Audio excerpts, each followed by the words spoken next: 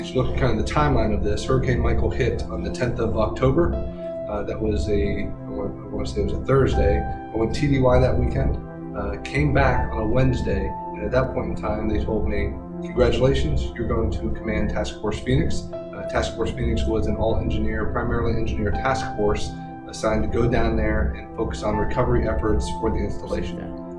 What I can tell you about the devastation from Hurricane Michael, the pictures, the videos, none of that does justice to the truth on the ground.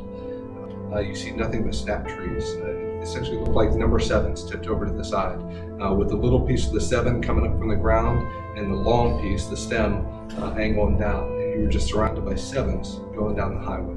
But then once you turned on to the installation, debris everywhere, roads inaccessible, utilities don't work, no potable water, sewer, electric, all of that stuff was down. You look at the flight line, they had F-22s there, and the aircraft shelters are just in rubble, not a single one of them standing. The hangars, roofs torn off, facilities down.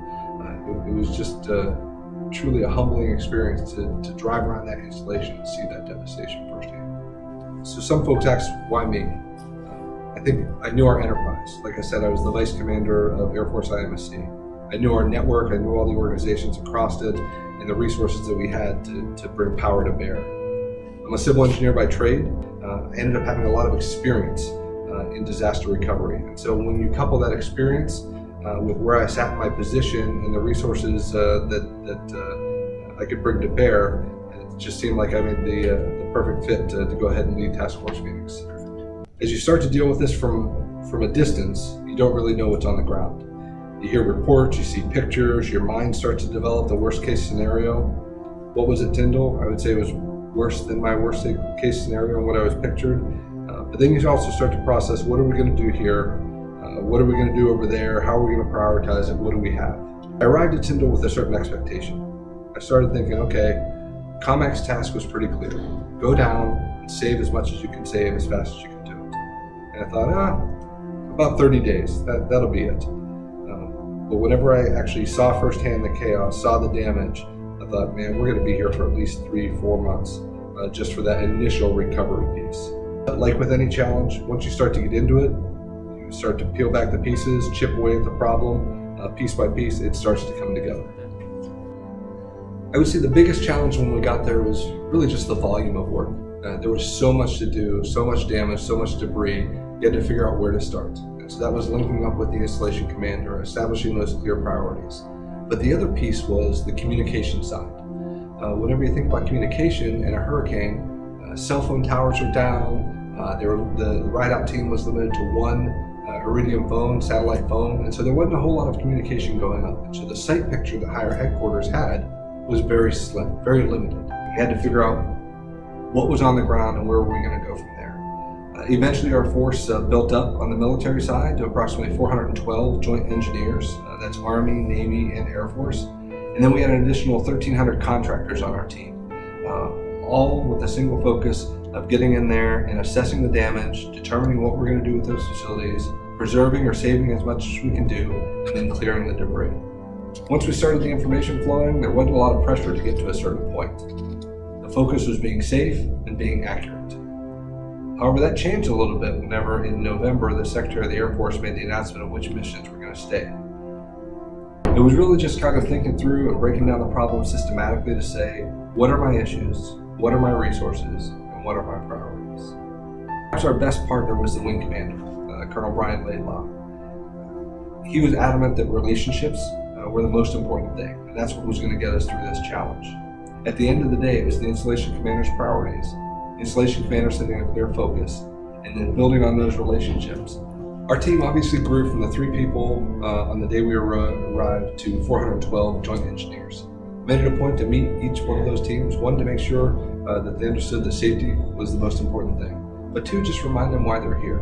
This is all about the recovery of the installation and making sure that we give senior leaders what they need to make the appropriate decisions for the future of the base.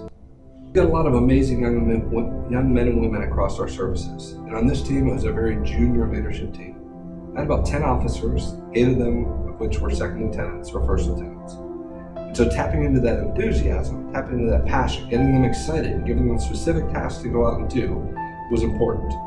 Very few times do we have an opportunity to help ourselves, and this was an opportunity for airmen to help airmen, for service members to help service members. And that was one piece of connectivity that you could get buy-in immediately, reminding folks that we're here, we're making sacrifices.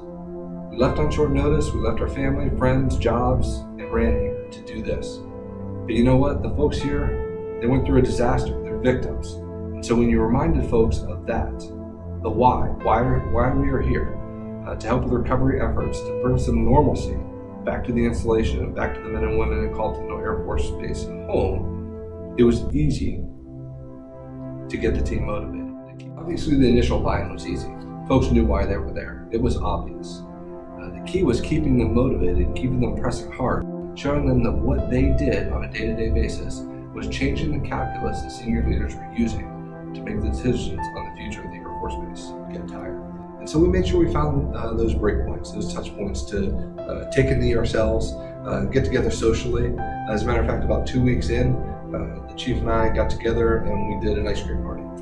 Some of the stores in the local community were starting to come up, so we sent a crew out, they picked up some ice cream, we brought everybody together and just socialized. And we had Sundays, root beer floats, and the team loved it, and it was just that opportunity to let our hair down, if you will, and just socialize and relax. Each of the young officers were responsible for a specific line of effort, and they went full bore, they had it. But there were certainly times whenever the mission partners started to come back and senior leaders started to roll in, and they had things they wanted to get done. And they started to use rank to try and influence our lines of effort. And there was one case in particular where there was an 05, maybe it was an 06, it was in the room, there was a second lieutenant that was running the program, and they were just in that lieutenant's business. And I walked out, I saw the conversation, I saw the way it was wearing on the young officer, but more importantly, I wanted to make sure that senior leader knew that second lieutenant was in charge of that line of effort, and they had my full trust and confidence. When we got there, we knew we didn't have everything, but there were some amazing resources around. Right next door at Hurlburt, there was a Red Horse unit who ran to the call. As a matter of fact, they were there the very next day knocking on the door to start to help. And so we put them to task doing the things that those highly skilled engineers could do. We tapped into the enterprise-wide resources that Air Force IMSC had to bear, namely the Air Force Services Activity. We could use the services activity to get MREs in. We could help alleviate the burden with families in the surrounding areas with child care support. We used the 635th Material Maintenance Group out at Holloman. They were the experts in bare assets, so they came in, put up not just tent cities, but they installed a power plant. Generators to run that tent city. So being able to reach out and tap into the other resources across the Air Force was important. As we looked at the problem though, we recognized that we didn't have all the experts in the Air Force. Sure, the services activities, Security Forces Center, AFCEC, all of those are great, but there were partners we needed to reach to beyond our service. And that's where we brought in the engineers out of Fort Polk, the soldiers out of Fort Polk. That's where we brought in sailors out of Gulfport. But not just on the military side, we reached out to other agencies such as the Defense Logistics Agency, the U.S. Army Corps of Engineers, those types of entities that had some sort of equity on the installation, but more importantly, they had so many more resources to help with the recovery operations. And so there was a great, I would say, orchestra of folks that came together, really hit that harmony and to make things happen. So about 30 days in, we realized we were coming close to reaching our mission goals of assess the base, make determinations of facilities, preserve what we could preserve, and clear the roads, clear the debris. And so what was next? We were that emergency force, and so we realized enterprise-wide we needed to stand up a project management office. And so we needed to work that transition, that handoff to a project management office that was going to focus on the repair, rebuild, reshape Tyndall into the 21st century Air Force installation. So once the project management office was stood up, we were able to wind down and declare mission success.